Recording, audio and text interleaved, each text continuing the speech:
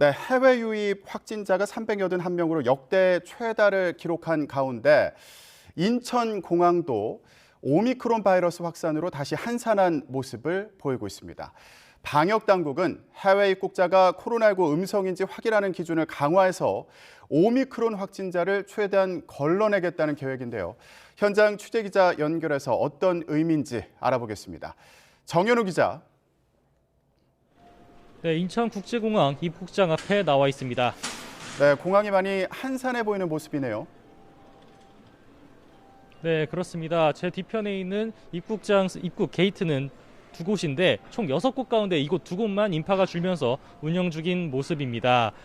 이곳으로 입국 승객들이 들어올 땐 꽤나 인파가 몰리는 모습이지만 공항 전반적으로 인파가 줄면서 직원들 숫자가 승객들보다 더 많은 모습이 연출되기도 합니다.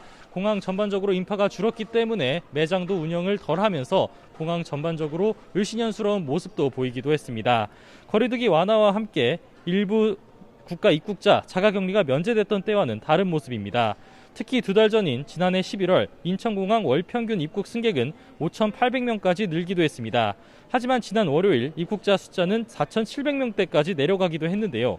전 세계적으로 오미크론 확진자가 늘면서 걱정이 커지는 상황이 반영된 듯합니다.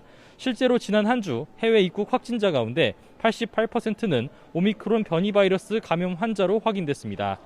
해외 입국을 계기로 국내에 오미크론이 번지고 국내 전파 사례도 이어지면서 내국인 오미크론 확진 비율도 10%대로 올라간 상황입니다.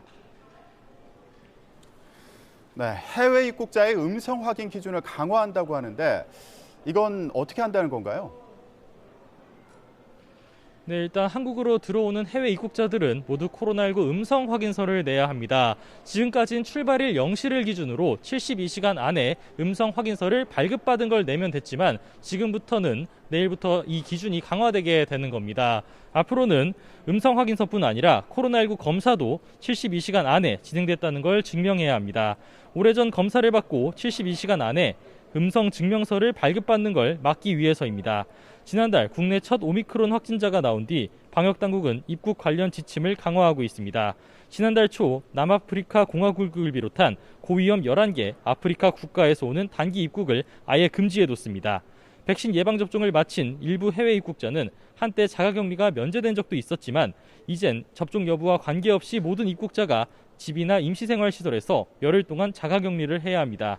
오미크론 관련 대응이 지금보다 강화될 필요가 있다는 목소리도 나오고 있는데요. 정부는 해외 유입 상황을 분석해 오미크론 확산을 최소화하기 위한 추가 대책을 검토할 계획입니다. 지금까지 인천국제공항에서 YTN 정현우입니다.